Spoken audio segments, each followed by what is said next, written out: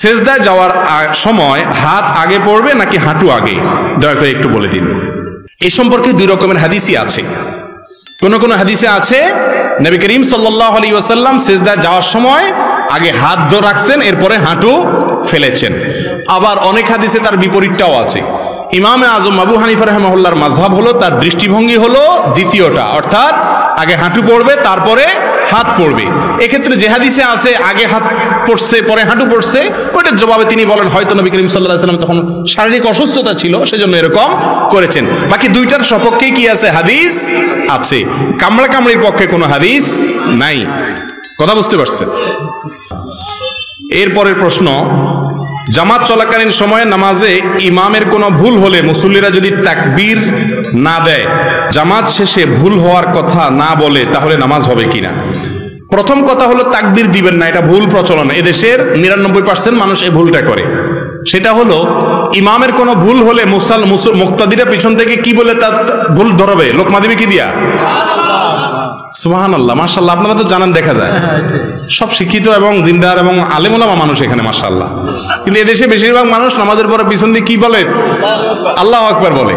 নবী করিম সাল্লাল্লাহু আলাইহি সাল্লাম বলেছেন, আত-তাসবিহু লির-রিজাল ওয়াত-তাসফিকু লিন-নিসা।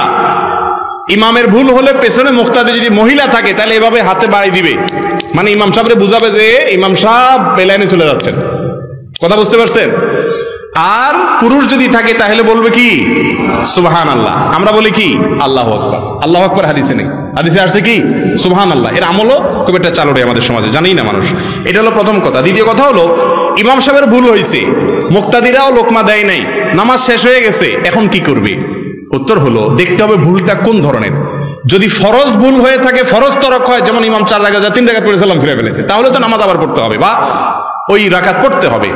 আর যদি ওয়াজিবের ভুল হয় আর সবাই কিবলার দিকেই ফিরে থাকে, তখন স্মরণ হয়, তখনও যদি লোকমা দেয় ইমাম সাহেব, যদি কি করে সুজদা দেয়, তাহলে নামাজ হয়ে যাবে। আর যদি হাঁটাচলা করে কথাবার্তা বলে তারপরে মনে হয়, তাহলে আবার নামাজ পড়তে হবে।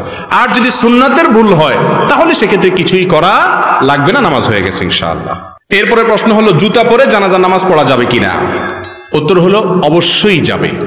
আমাদের দেশে জানাজা নামাজে দাঁড়াইলে সবাই গণহারে জুতা খুলে সামনে রাখে, ঠিক না? রাসূল করিম সাল্লাল্লাহু আলাইহি সাল্লাম বলেছেন, সল্লু ফি আলা সল্লু ফি নিআলিকুম, ও মুসলমানরা তোমরা জুতা পরে নামাজ পড়িও যদি প্রয়োজন হয়। কারণ ইহুদিরা জুতা পরে নামাজ পড়ে না, জুতা খুলে নামাজ পড়াটাকে জরুরি মনে করে। তোমাদের কখনো ঠেকায় পড়ে গেলে দরকার হলে জুতা পরে নামাজ পড়তে পারো। জানাজা নামাজ তো বাহিরে পড়া সুন্নত, মসজিদে না। তো বাহিরে নামাজ হলে জুতা পরেই নামাজ পড়ার কথা। তবে হ্যাঁ, জুতার নিচে যদি নাপাক থাকে, আপনি একটু তলা দেখলেন, নাপাক আছে দেখলেন, তাহলে জুতা খুলে রেখে আপনি নামাজ পড়েন বা খুলে তার উপরে নামাজ পড়েন, নামাজ হয়ে যাবে। কিন্তু যদি দেখেন যে না, নাপাকের কোনো আলামত নাই, মাটি কাদা তো থাকবে, এটা তো আর নাপাক না। মাটি কি নাপাক? অতএব মাটি ধুলাবালি থাকলে ওইটা নিয়ে নামাজ পড়া যাবে। নাপাক দেখলে সেটা শুধু খুলে রাখবেন। আর আজকাল নাপাক কোথায়? আগে তো যেখানে সেখানে পায়খানা করতো মানুষ, এখন তো আলহামদুলিল্লাহ সব পাকা পায়খানা, যার কারণে যেখানে সেখানে তো নাপাক থাকেও না। যদি থাকেও, পরবর্তীতে জুতা কত জায়গা দিয়ে হাঁটতে হাঁটতে ওইটা মুছে আলামত শেষ হয়ে যায়। রফিয়ে দান করলে অনেকে শিয়া বলে গালি দেয়, এখন আমার করণীয় কি? রফিয়ে দান করলে কি বলে? শিয়া। রফিয়ে দান করলে যে ব্যক্তি শিয়া বলে সে গণ্ড মূর্খ, সে গণ্ড মূর্খ।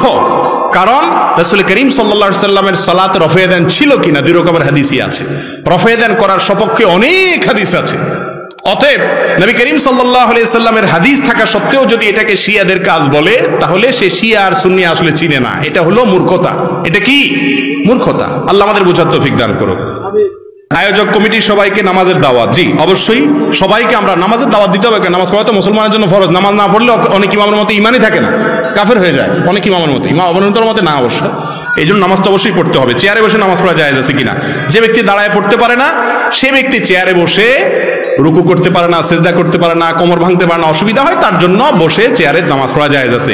কিন্তু সারা দুনিয়া দাবড়ায় বেড়াইতেছেন, আয়সা মসজিদে ধপাস করে বসে চেয়ারে নামাজ পড়া শুরু করলেন, এটা জায়েজ নাই।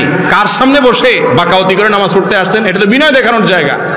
আজকাল মসজিদগুলোতে এত চেয়ার, এটা কি মসজিদ না আরএফএল এর শোরুম সন্দেহ হয়। এত প্লাস্টিকের চেয়ার, এগুলো ঠিক না। তবে হ্যাঁ, কেউ যদি নিরুপায় হয়, উনি রুকু সিজদা করতে পারেন না, তাহলে উনি অবশ্যই চেয়ারে বসে ইশারা রুকু সিজদা করতে পারবেন। দাঁড়ানোর ক্ষমতা থাকলে দাঁড়াবেন, রুকু সিজদার সময় বসে ইশারা করবেন, এটা জায়েজ আছে।